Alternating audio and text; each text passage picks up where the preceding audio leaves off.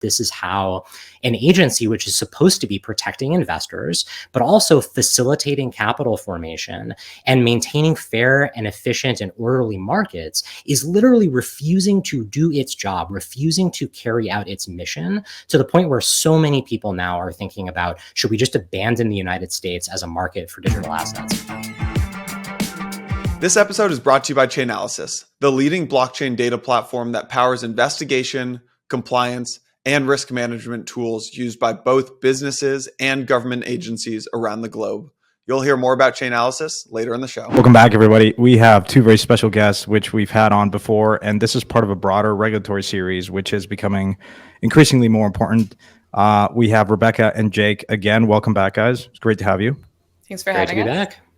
Of course. So why don't we start? I mean, there's been a lot that happened last week, some of which we covered in the weekly roundup last week. But I mean, you guys are the experts. You live and breathe this stuff. You've been doing it for a long time. So why don't we start with the SEC, the recent enforcement actions, and just your thoughts there? Yeah, I guess I'll start. And I'll spare everyone the gory details because I think we were all focused on this all week last week. But in short, the SEC decided to bring two enforcement actions against the two largest crypto exchanges in the world, Binance and Coinbase, making allegations that frankly didn't surprise most of us who have been following this from a regulatory perspective.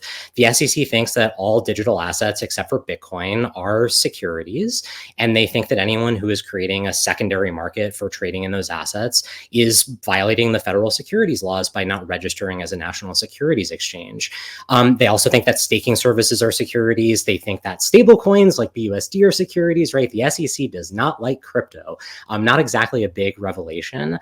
I think, the only thing that was maybe a bit new from the news last week was some of the allegations about Binance and some of their, I guess you could call it, more unsavory conduct, although we've sort of seen those allegations for a while as well. I think for us that the takeaway is this is not a surprise. We knew that we were going to have this fight. In a sense, it's almost a bit of a relief to finally be in the fight as opposed to sitting around thinking, what's the SEC going to do next? When are they going to do it? What's it going to look like? Now we sort of know what the world is and how to navigate it. And until there is a resolution in that case, frankly, it's business as usual. And I think there's been a lot of relief in the industry where people thought, when the SEC finally takes its shot, then all of crypto is just going to collapse immediately. And now here we are, right? We're still trading digital assets on secondary markets. We're still building. We're still investing. We're still, moving on and doing what we do best. So I think, it was a rough week, but overall, the takeaway is let's just keep at it. And, in time, I'm sure we can work this out. It felt like the SEC strategy has basically been to go after these centralized exchanges, or actually even some DEXs, but maybe start with some small exchanges, chalk up some wins there, like the Ether Deltas of the world, move to some bigger ones like Bittrex, and now they've kind of gone after the two big bosses, right? Coinbase and Binance. I'm curious what you think comes next. Like, are they coming after the tier 1 DeFi protocols next? Are they coming after the L1s? I don't know Gary Gensler that well, but it seems like he's not stopping here. Rebecca, maybe I'm curious to get your thoughts on this. I think it's very clear just from the progression as you laid it out and from the different entry points that a lot of these different complaints lay out that there is a concerted effort to choke off the industry in a number of ways. So if you look at a lot of the securities allegations in the complaints, they're for the L1s and L2s, right? So to really try to bring down volume and transactions that are going on there. I think one of the newest types of allegations that I would say is not a huge surprise to a lot of lawyers, but maybe a broader surprise to the industry is the allegations about how wallets route orders and themselves are broker dealers. And I do think that previews that we're moving away from the centralized exchanges in the SEC's eyes, and we're moving into more of the software side of things and what types of activities that this software actually facilitates for users and how he wants to scope that in, he being Chair Gensler, or how the SEC wants to scope that into their remit too, some of which may not actually be in their remit. I think the other thing that has sort of gotten lost in the fray, but is important to think about, especially given this week, is that the SEC has a proposed rulemaking out there on scoping indexes and DeFi into the definition of exchange under the 1934 Act, and responses are due tomorrow, June 13th. And so there are a lot of people who've already put in their responses, but there is already an effort going on to bring DeFi protocols within the scope, and even validators for L1s and L2s into the scope of the SEC that need to come in and register as an exchange. So we're taking the come in and register that apply to centralized exchanges and moving them into the tech space in a way that I think is pretty unprecedented. In terms of, I mean, Coinbase in particular, was there anything in particular that really surprised you? I mean, Jake, you talk about people expecting this, but how serious is that? Putting Binance aside, but just kind of curious. A lot of people are talking about, well, the SEC kind of allowed them to go public, but that's not an endorsement of the business model. It's just simply they don't have an opinion on the quality of the companies and securities. They just simply approve something, and in the risk disclosure, it's like the SEC may deem some of the things that we list as securities that was a risk factor. So I'm curious, like, how you guys think about that. There seems to be a very polarizing view among lawyers on crypto Twitter. Yeah, I mean, look, I think as a matter of policy, it's kind of crazy that the SEC let Coinbase go public and then shows up to say the core of your business model is illegal. I do think that, the SEC's response is that's not what the IPO process is for us. We're not reviewing every company to see if they're breaking the law. We're, doing a check to make sure that they've complied with the listing standards. And I think technically that's true, right? So like as a formal matter, they sort of get away with that argument, but I just don't think it makes much sense from a policy perspective, right? The SEC knew what Coinbase's business was. And if they thought that the core of the business was illegal, then that should have been worked out in advance. So I think, it just goes to show that the SEC sadly is not acting in good faith when it comes to crypto. And I think, similarly, the other element that Rebecca just mentioned and what did surprise some of us in the space was the SEC saying, Coinbase is acting as a broker because they have a non-custodial wallet that allows users to engage in transactions on DeFi protocols, right? We knew that the SEC doesn't like DeFi, but I think we thought they were attacking DeFi more through rulemaking rather than through enforcement. It is interesting to see them sort of work that issue into enforcement as well. This sort of sparks for me a bigger strategic point that I wanted to make, which is we have been for years watching the SEC engage in regulation by enforcement, now I think a ban by enforcement.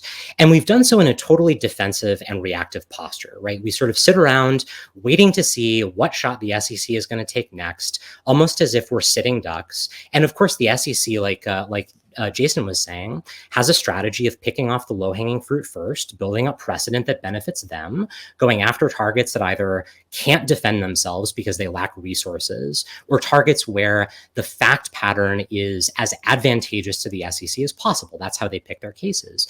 I think that we in the industry need to stop being so defensive, and we need to start going on offense. And this is something that I think you will see us at the Blockchain Association and Rebecca and me through the DeFi Education Fund, where we serve as board members. You're going to start seeing us doing this more, where instead of being sitting ducks, we're going to find cases that we think are beneficial to us, right? Fact patterns that paint the best narrative for crypto, issues where we think the law is favorable to us, and then to get those cases proactively, offensively into the courts so we can start setting precedent that benefits us. This is called impact litigation, right? It's not new. It's been happening in crypto to some extent, right? Coin Center has brought a couple cases against the Treasury Department. Coinbase was involved in its own suit against the SEC to force them to make a decision about this petition for rulemaking that they submitted last year. I think this is part of our strategy that we've underinvested in, that you're going to see a lot more as time goes on.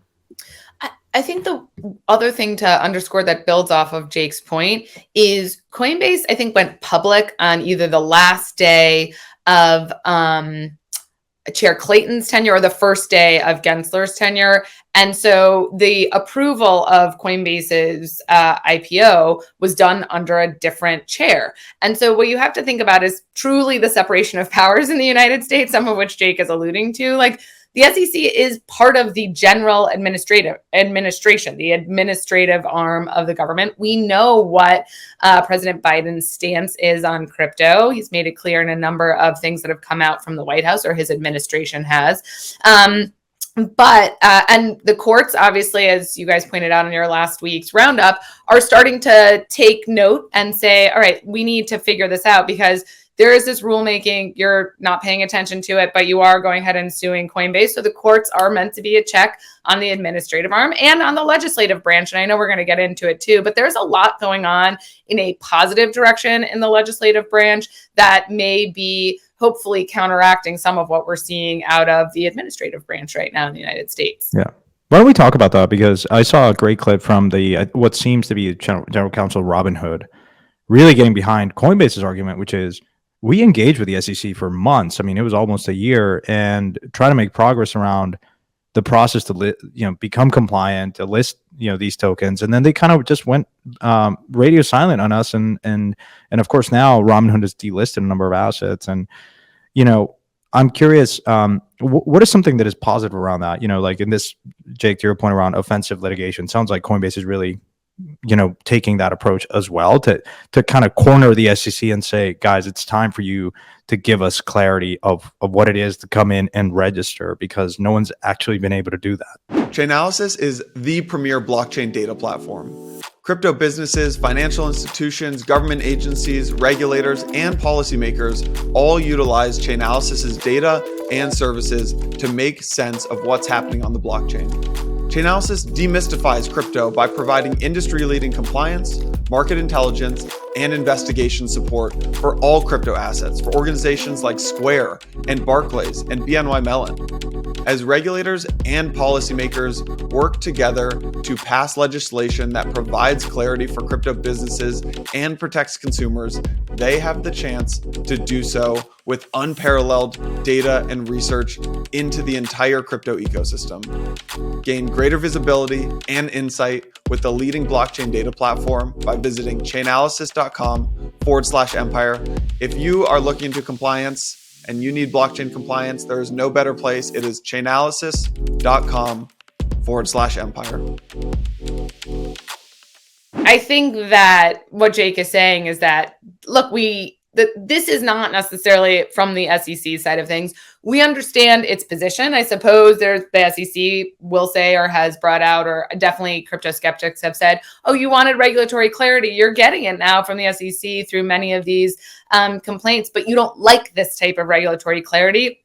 I think one of the things that we keep sort of glossing over, including with respect to some of the different types of entities that have gotten approval through FINRA to be broker-dealers, is which assets are actually securities. All of them, some of them. Last week's hearing, Chair Benham, who's the chair of the CFTC, when he was asked which digital assets are securities, did not answer the question. We can go through all the different contradictory statements between the different agencies and the states and things like that. But I do think there's a threshold question to get over here. And that needs to come, I think, through the legislative branch for sure, or at least through some clarity with the courts as to what the scope of the SEC's remit really is. Yeah, I wish I had a better answer for you. I think it's just very disappointing that the SEC has taken this approach where they say publicly the exchanges must come in and register, and then behind closed doors, they literally refuse to offer any path toward coming in and registering. And there have been a number of exchanges. Robinhood is one that's been public about this, and Coinbase as well. But I think many others who have gone in, not just to say to the SEC, look, we want to register, tell us how, but have actually brought proposals to the SEC of what that could look like, how you can square up the federal securities laws without needing any legislation, without needing any new rulemaking, to get these exchanges registered and to allow them to keep trading these digital assets. And the SEC just refuses to engage in that process. And it's upsetting to me that this is how things work in the US right now, that this is how an agency which is supposed to be protecting investors, but also facilitating capital formation and maintaining fair and efficient and orderly markets, is literally refusing to do its job, refusing to carry out its mission, to the point where so many people now are thinking about, should we just abandon the United States as a market for digital assets? So I know that's just me venting. There's like nothing constructive about that answer, but that's just sort of where we are right now. And so, like, talking practically, Coinbase's strategy is to corner them and say, can a court go to the SEC and say, it's clear that you haven't done that, do it and provide clarity? And is that possible? Like, what kind of probability would you ascribe to a scenario where the court demands that the SEC rules that the SEC has not been doing its functioning and somehow corners them to come out with a guidance? Like, is that feasible? Is that even possible? I mean, that's what the mandamus process is for. That's part of the checks and balances in the different branches of government. If you asked me a week to 10 days ago, I would have said highly unlikely. Mandamus is an extraordinary remedy used very, very sparingly. But after last week's order, which required Coinbase to respond at least substantively to the briefs, I'd say there's definitely a greater likelihood.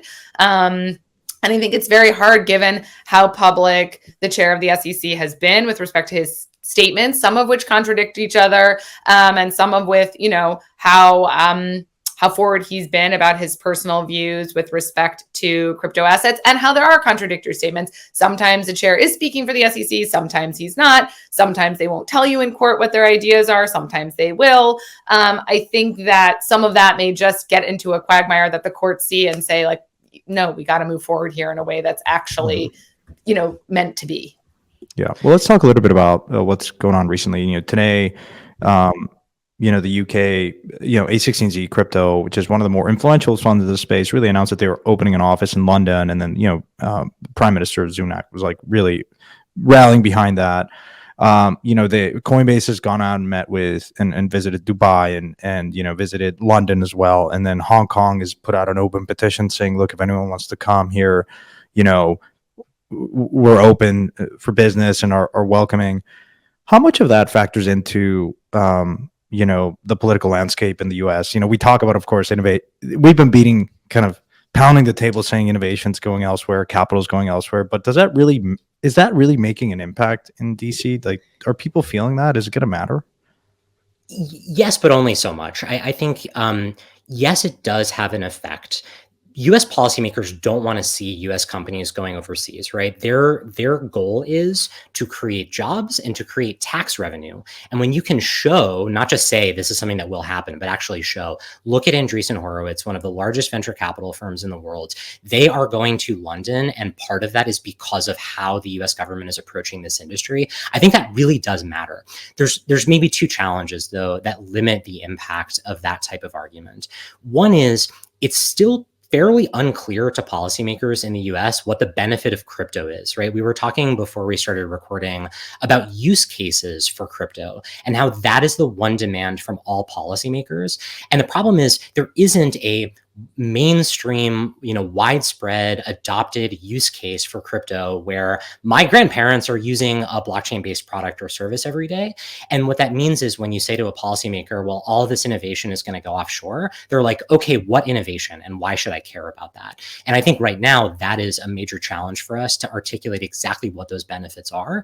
And yes, we can say, here are the amazing things that are coming. It would be so much better if we could actually say, here's what is being done right now today that we will lose if we don't, address these concerns. The second and maybe bigger issue, though, is the SEC is an independent agency, and Gary Gensler basically gets to do whatever he wants.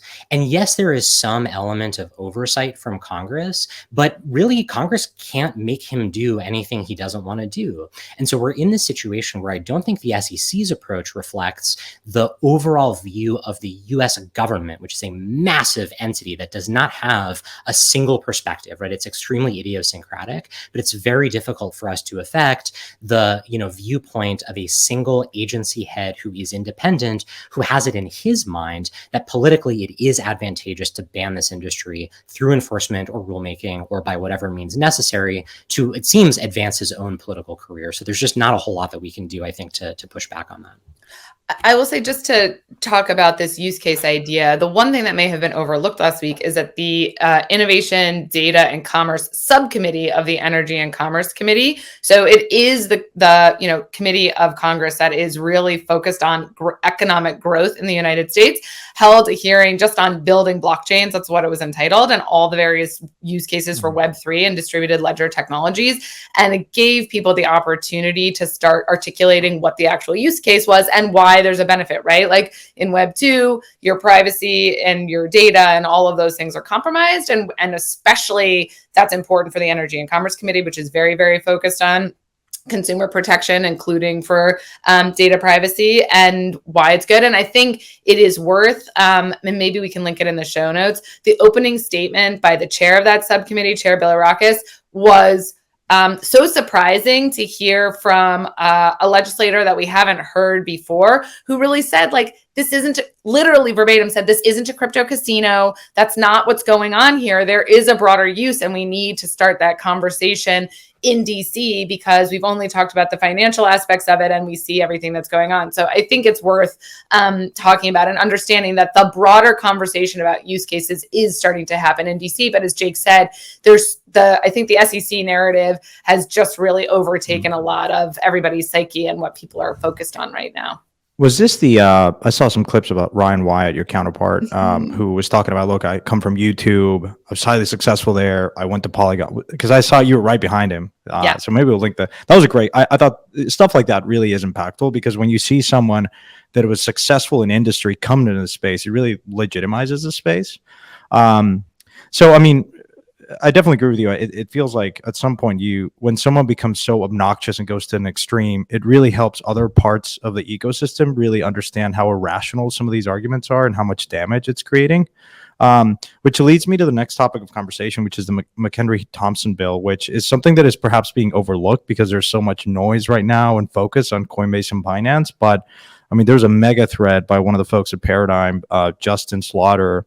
But we'd like to kind of just talk about that a bit, your interpretation of that. I know it's a very comprehensive bill, so we're not going to cover it all in this segment, but maybe just the highlights and your thoughts and analysis on that would be great. Yeah, it is extremely important. I do think it's been overlooked, and honestly, partly that might have been by design. That may be why the SEC brought those suits, because the SEC does not like this bill, because what the bill does is it creates exactly the type of regulatory clarity that we've been asking for all along, right? What it says is, yes, there are legitimate concerns about risk in the digital asset markets, right? That could be risk about token creators who have privileged access to information that they ought to disclose to people who are buying or investing in tokens in order to understand their investments, right? Valid concern. Maybe valid concerns about market manipulation or wash trading or, other market integrity issues in secondary markets, right? All valid concerns that we should address. What this bill does is it creates a framework that actually addresses those risks, but in a way that does not sacrifice the benefits of decentralization and disintermediation that are at the core of this entire industry, right? Something we've been asking for a really long time. I think it's noteworthy that this bill is a joint effort between the House Financial Services and House Agriculture committees, which are the two most important committees in the House for our issues. And historically, we've seen proposals that are sort of disjointed between the two, right? The House Ag Committee oversees the CFTC, Financial Services oversees the SEC. The turf war between those two agencies over jurisdiction for crypto has sort of bled into, in the past, the interaction between those two committees. Similarly in the similarly in the Senate, between the Senate Banking Committee and the Senate Agriculture Committee. So here we have those two committees coming together and saying, hey, the only way we're going to figure this out is if we work together and come up with one bill that addresses both agencies and what their jurisdiction is. And I think this is by far the most serious effort that we've seen from Congress to try to come up with a comprehensive solution for that. I think it's right, by the way, for us not to get too far into the details of what the bill does, because one thing that's been really clear is the draft that came out is a discussion draft. It's not Congress showing up to say, we figured this all out. This is what it's going to be, whether you like it or not. They really are taking seriously the need to discuss this with industry and with the public. They've been very open to suggestions for changes. And I think that this bill will develop and mature as time goes on to the point where all of us should be absolutely in favor of it. So it's a very exciting and important development.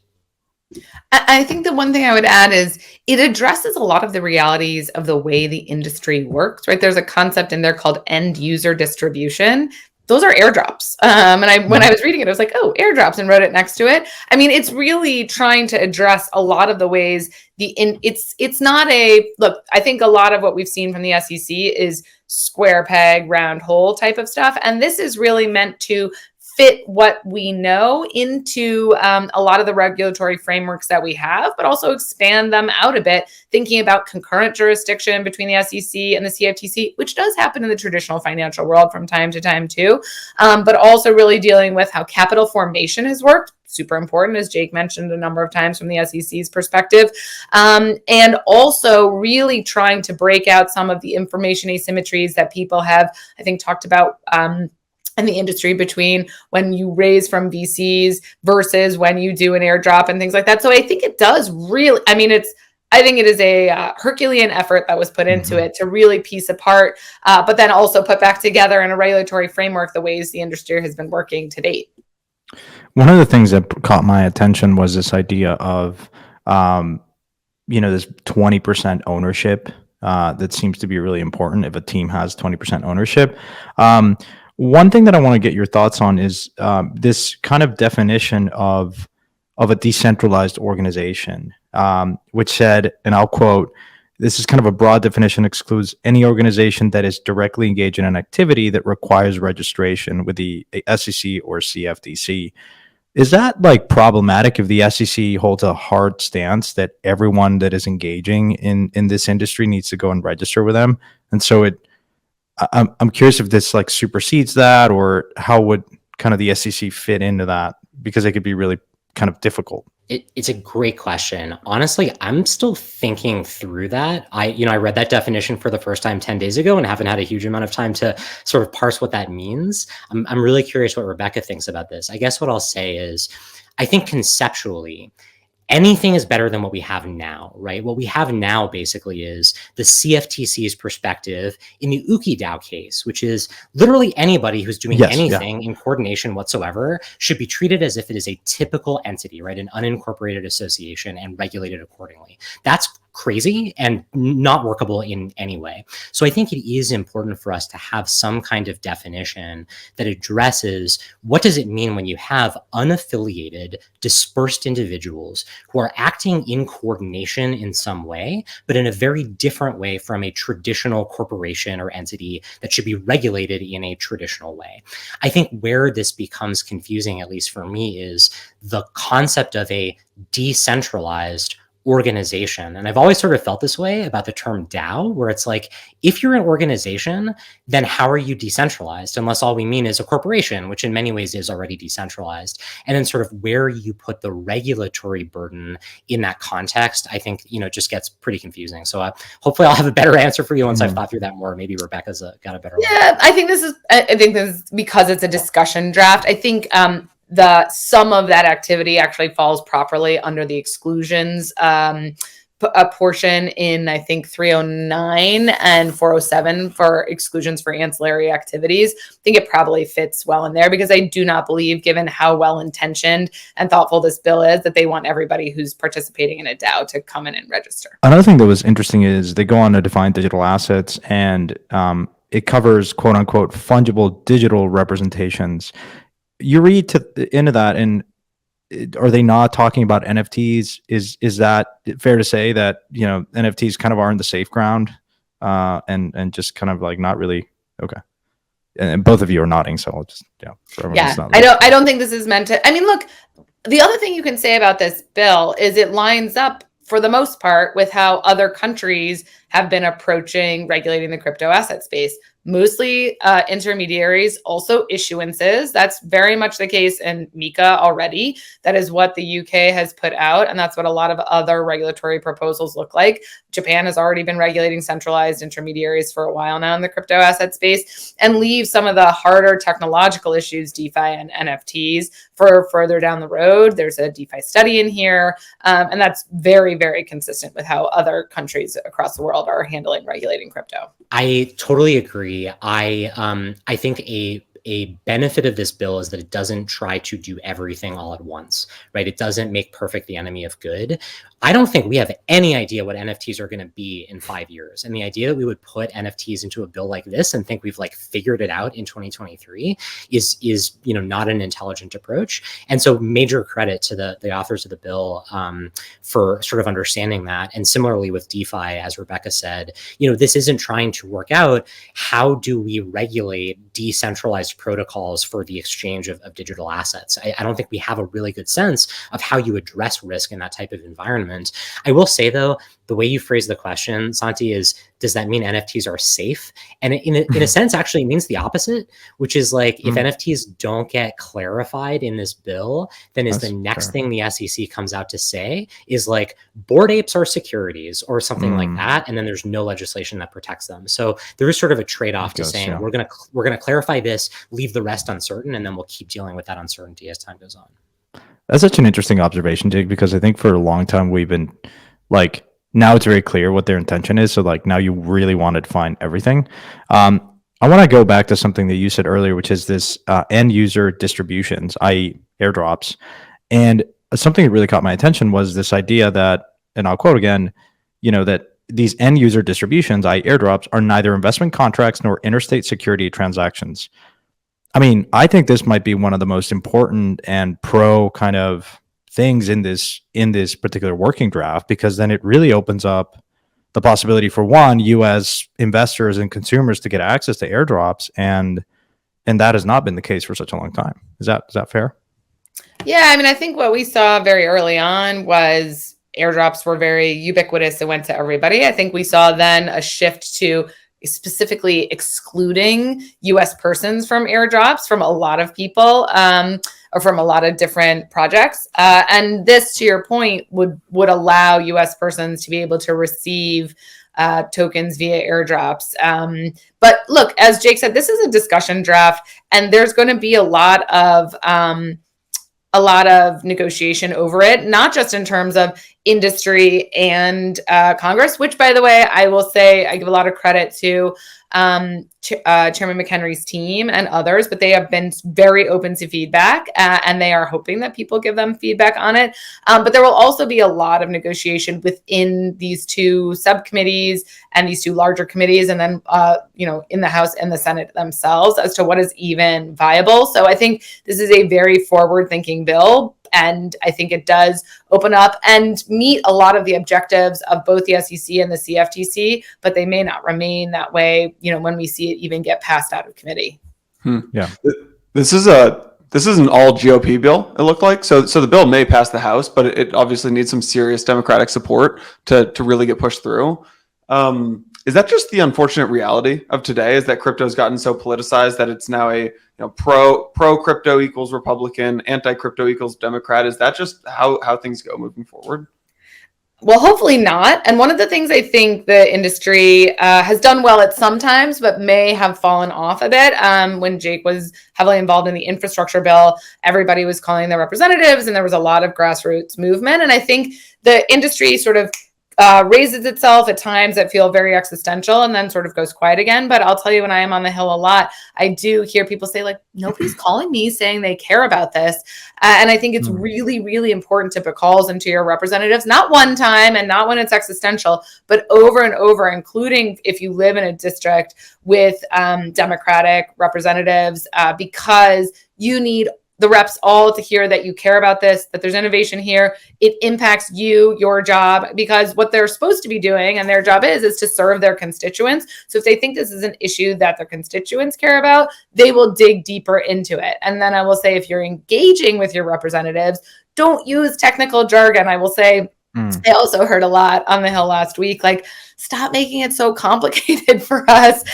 Stop using words like airdrop and user distribution. Yeah. Stop saying smart contract. And honestly, what I have started saying is like, same internet, different backend, and just literally showing people, like, look, this is the way you engage in something. Do you see this website? And people say yes. And I'll say, this is a front end. And the light turns on, because when people talk about front end regulation or things like that, people don't necessarily know what it means because we've been using highly technical jargon for a very long time.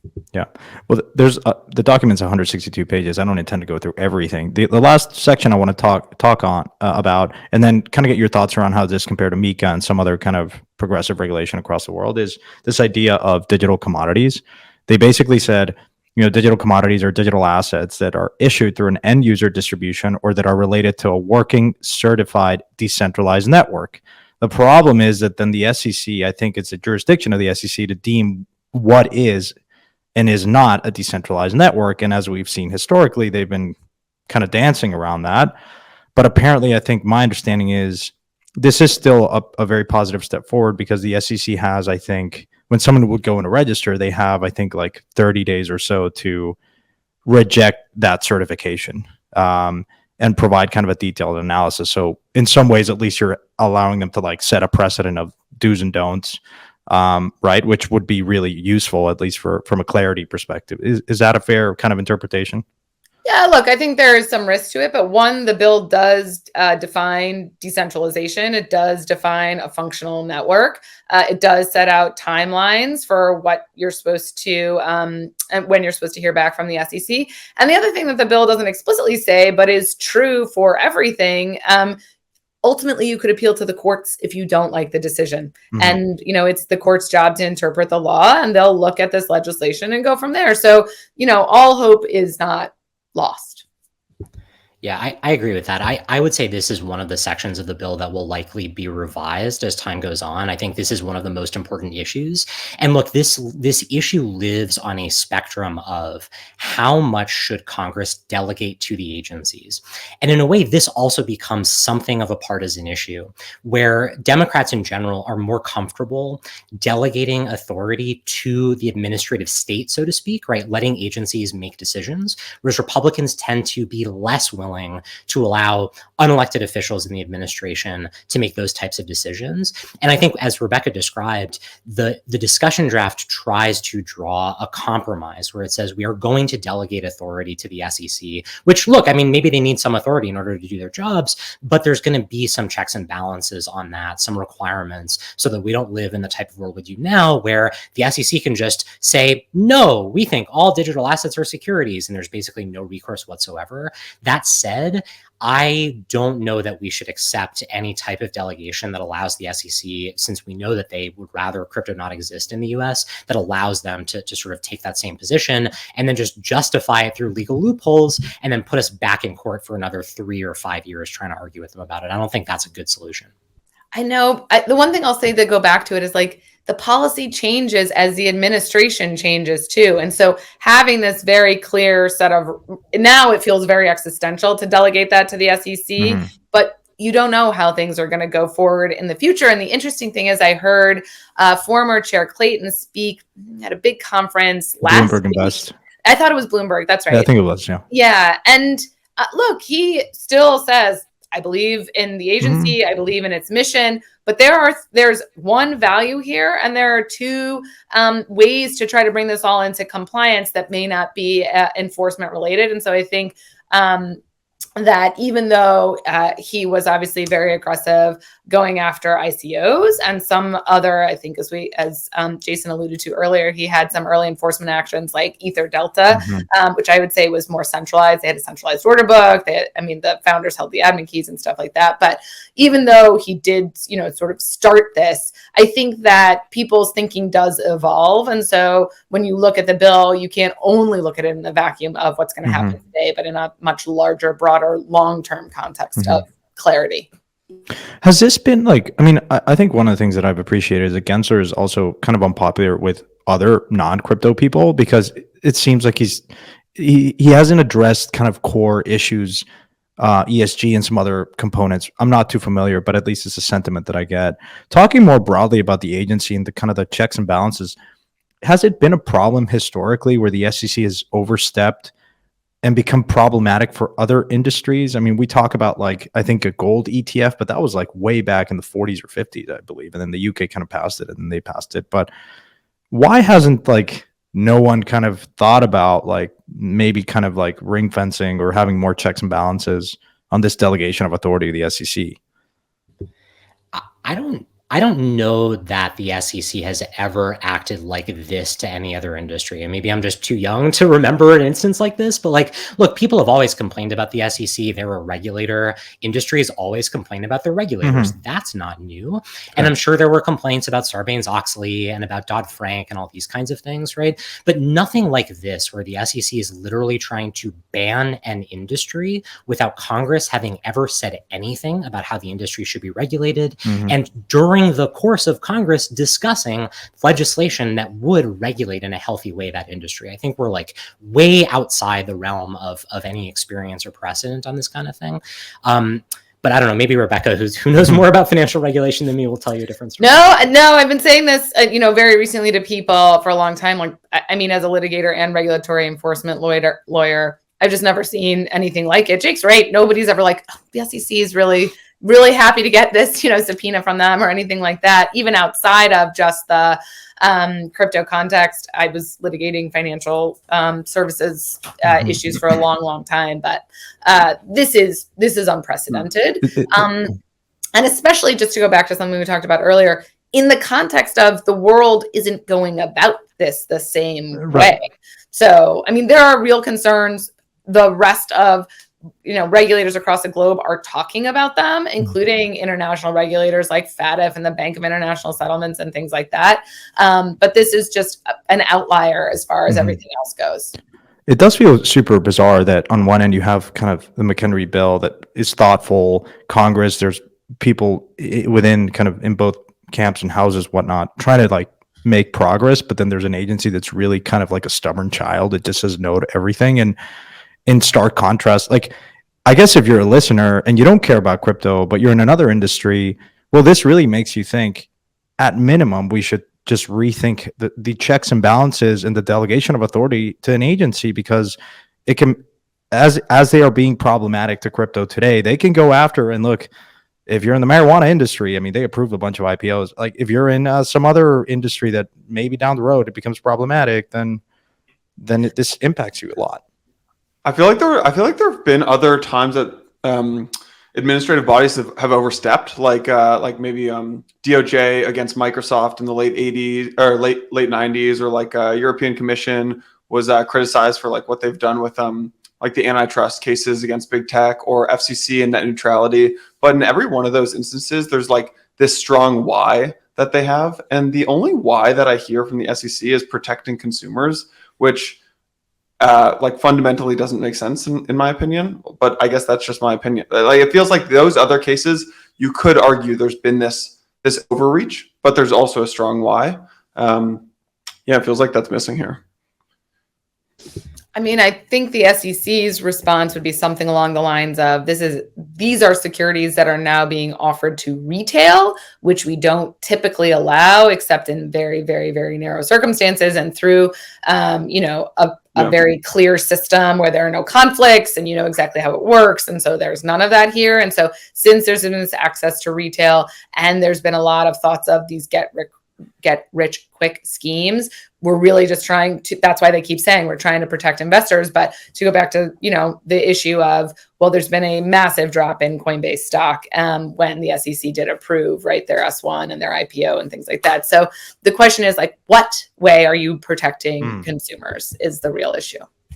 Yeah, also, there's a massive drop in tech stocks. Like Peloton's down from $150 to $8. Like, I don't know. Lyft is down 95%. So.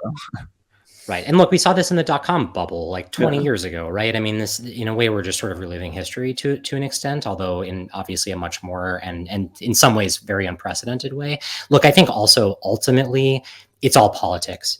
And there are a lot of people who really hate crypto. And I think that's what this, we call them skeptics, crypto skeptics. They're not skeptics, right? They hate crypto. They think that crypto has no purpose to exist except to enrich a class of quote unquote crypto bros who are people who they despise and don't want to see succeed, right? Everyone knows like some guy who bought Bitcoin in 2013, who was a total jerk about it for the last 10 years. And now they're getting some schadenfreude by seeing the SEC, try to take down crypto. And I do think that in many ways is what we're reacting to. And that's why this issue of use cases is so important. If you give someone a product or service that makes a difference in their lives, that uses this technology, that will change everything. And I think just the same way as with the rise of the internet, where it was really easy to make fun of pets.com or whatever in 2000, but then all of a sudden when everyone is living their whole lives on the internet, no one is saying the internet is a fad or a scam or anything like that. Same thing with mobile phones, same thing with basically every type of technology. We just need to get to that point where we get past the hobbyists and into the mainstream. I guess and to Jake's point, if we are all living our lives on the internet, do we want to turn it all over to these centralized intermediaries, right? There are lots of things that happen on the internet that you don't even think about. Maps, taking your location, right? This is something that Ryan talked about at that hearing last week, and giving over your email and giving over, buying things on the internet. Once you start combining all of those things, there is so much about you that lives on the internet in a proprietary way that can be commoditized and all of those things. And look, we've all gotten used to that. But the question is that the right way to live our lives on the internet? And is that what people really want to do? I think there will be some exciting things about use cases coming out. So that will be a great development that we can all use and leverage. We very publicly stated a few months ago that we're putting out an open and transparent database of use cases. So look out for that. But the other thing I'll say is, this is an enhancement of the internet. And so if you think about the utility that the internet brings, we should be talking about it as bringing back user privacy, right. To our use of the internet. Yeah, that's such a good point. I mean, I think at the end of the day, like the music industry, right, Napster got clamped down, but then it just became such a powerful, ubiquitous force that you just have to accept it and then work around. Do we need some regulation? Absolutely. Can we protect consumers? Can we have better information disclosures? Like, absolutely. But unfortunately, all of this enforcement, actions by the SEC are very distracting and detract us from talking about the most important stuff. I guess I want to get your thoughts on the state of the bill relative to kind of MiCA and some other regulatory processes in Dubai, or the United Arab Emirates and Hong Kong, some other jurisdictions. Like, how does this compare to some of these other, legislations? Well, MiCA was just passed into law and voted on by the parliament. So that's moving forward and will be enacted, and all of the things that come with it, which means promulgating additional rules from the European Banking Authority and the European Securities Markets Association and things like that. So that's well on its way. I think everybody's been looking to MiCA as this, panacea, let's all move ourselves to the EU. I think it's important to remember that there are going to be these ancillary pieces of legislation like the Data Act and the Transfer of Funds Regulation and the AMLR, which is anti-money laundering, that may make things much more restrictive for crypto. And I think there was a tweet maybe by Patty Hansen from Circle a few weeks ago about, notwithstanding all of those side pieces of legislation, MiCA has made it very attractive, and investment from VCs in European countries has gone up by a lot in the last quarter or something like that. Nobody else has a piece of legislation, moving quickly through. I would say the UK is one of the ones who are most further out ahead, but they're still in the consultation process. The UAE, still in the consultation process. Hong Kong, Japan, all of those, still a lot of them are in the consultation process for certain types of legislation. As I said, Japan has had good regulation of security of exchanges for a long time. But I will say, the UK is pretty far out ahead and has been pretty vocal about how much they do want to be not just a crypto asset hub, but a tech hub. And I think that's really important to just keep in mind, given the advent of AI and all the different pieces of new tech that's coming out. It's early in this game, right? I think, yes, other jurisdictions are doing better and moving faster than the US, but I don't think it's all over, right? Like, we were tweeting about the SEC actions last week, and a lot of the comments were like, the US has lost, the game is over, everyone is leaving. I don't think that's true, right? I think we're getting outplayed in the first quarter of this game, but it's still very unclear how this is going to play out. And I still think there's great opportunity in the US to get this right. So yeah, the UK, I think, to me is sort of out in front right now, but that doesn't mean that we can't, catch up, so to speak. I think, like we were saying before, really on a decade time scale, we will look back at these years as like that really weird period of time where we were arguing about whether the internet was a scam or not. And it's, way too early to to sort of draw conclusions about where this innovation will happen or who's going to be out front in the end. Yeah, the one thing I'll say, just as a build onto that, though, is nobody is setting up in the U.S. anymore. Nobody, and everybody is thinking about moving themselves offshore. I know people last week and even the week before the Binance and Coinbase complaints came out that told all their U.S. employees we're shutting down the U.S. You have 6 months to find a new job. Best of luck. So there's a lot of that actually happening. Does it mean it's all over? No, but I mean, there's a pretty clear exodus, and there's not a single new software developer. And to Jake's point early on, like, people are still building, things are still moving forward. They're not doing it here. No, absolutely not. Absolutely not. I mean, I think in my prior investments, I don't think any of them have a substantial presence or any presence in the US. You have majors like Galaxy now looking to go overseas, Coinbase. So many projects are just going elsewhere, not to Canada, certainly, because Canada is like not very different. But they're going to the UK, they're going to Dubai, they're going to Hong Kong and Singapore. And so, you know, I guess in this assessment of a timeline of how fast or not things would move, I mean, you know, Chairman Gensler has another 18 months in office. Assume he finishes that. We have elections. What is it, next year? You know, what would be your kind of most optimistic scenario operating kind of assumption for the U.S.? I think the most optimistic timescale would be to say we can get this market structure legislation done this Congress, meaning before the end of next year. Along with it, there's another draft bill that we haven't talked about much, which is stablecoin legislation, right? So regulating centralized custodial issuers of stablecoins. I think an extremely important, maybe not the most exciting, but an extremely important part of this industry and these markets. It's entirely possible we could get both of those done by the end of this Congress next year. There are definitely some political challenges to that. As Jason was saying earlier, these bills, by and large, have support from Republicans in the House. They could get out of the House. They could then die in the Senate without even getting a hearing if there isn't enough Democratic support in the House to send a signal to the Senate that this is important and it's a bipartisan effort, right? So really important that we keep these things bipartisan.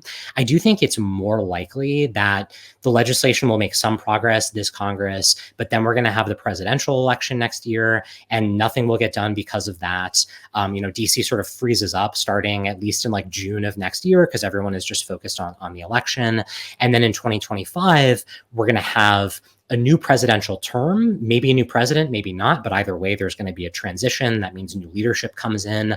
We can all cross our fingers and hope that Chair Gensler does not go into a second Biden term.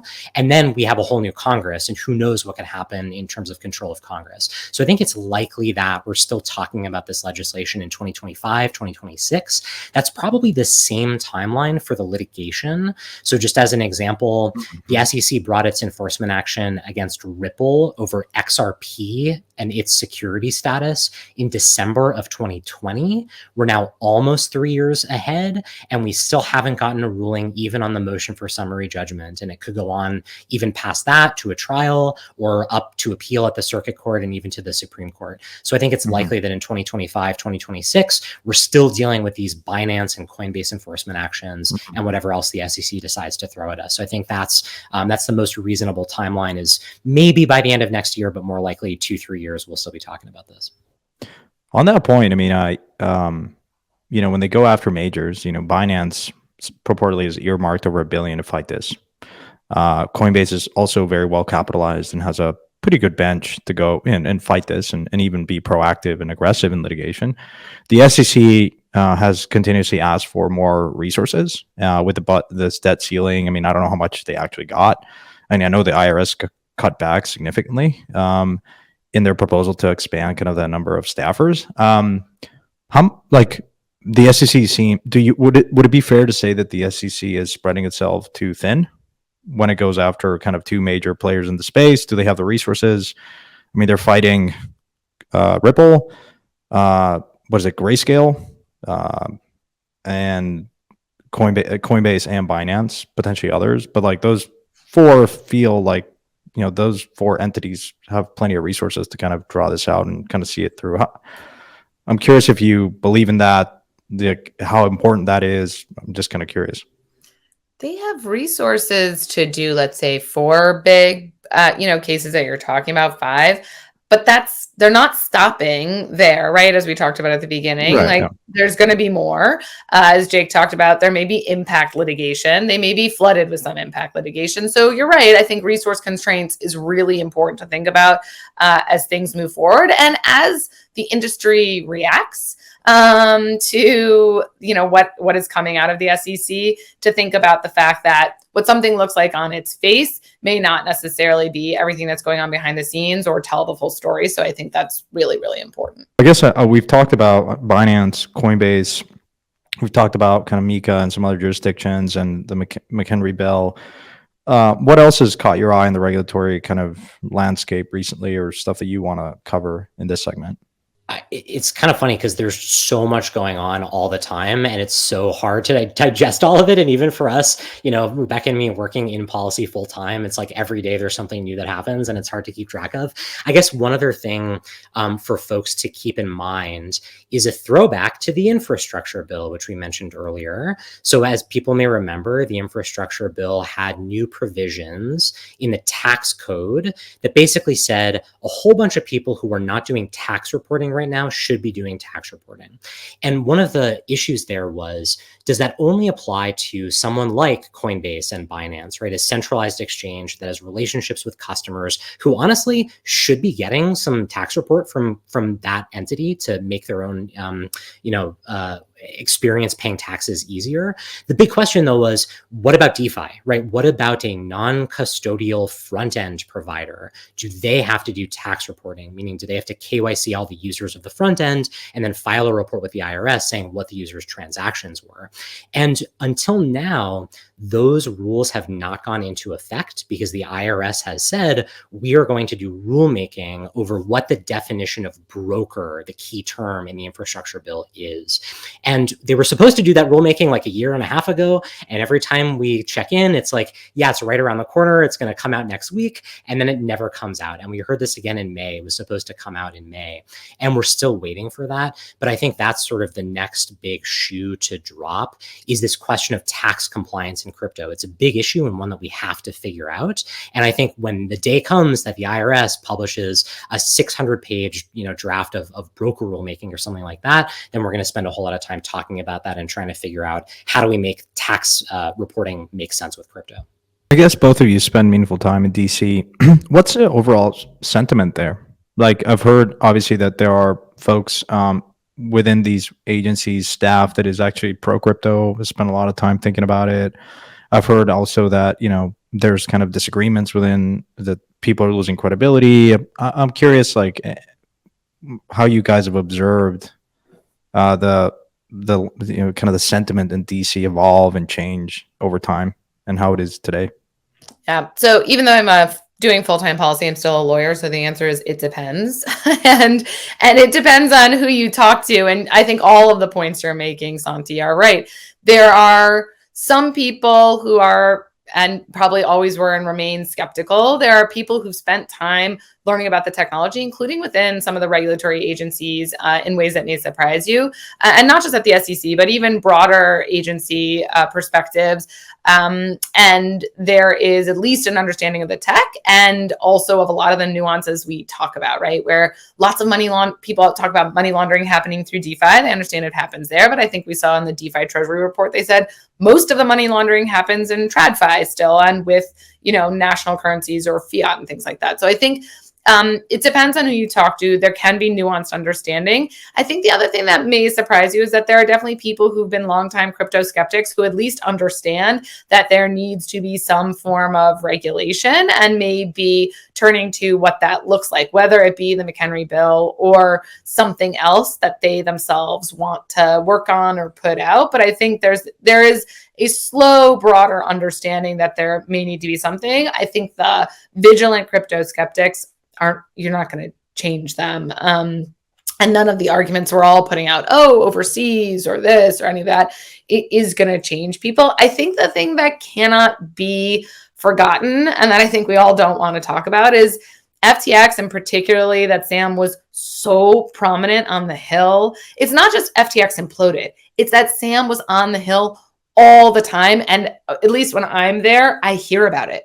Oh, well, Sam said similar things when you're talking about compliance or something like that. Or, oh, we heard that from Sam too. I mean, not necessarily to me, but the sting isn't gone. I think we all wish it was. And I think, there are some people who, I'll give them a lot of credit, have said, we understand that was a fraud, very traditional to something like a Madoff or something else. But that I just think, especially given how close he was and how much time he spent on the Hill in congressional offices, there is a lot of sting to it that has not been taken away yet. Yeah, I can't underscore that point enough. And I think we in the industry stopped talking about Sam like 5 months ago, because why would we? We all understood what happened and we didn't want anything to do with him. But his sort of image looms large in DC. And again, everything in the end comes down to politics. And the question is, what is the benefit? What is the opportunity for a policymaker to be pro crypto?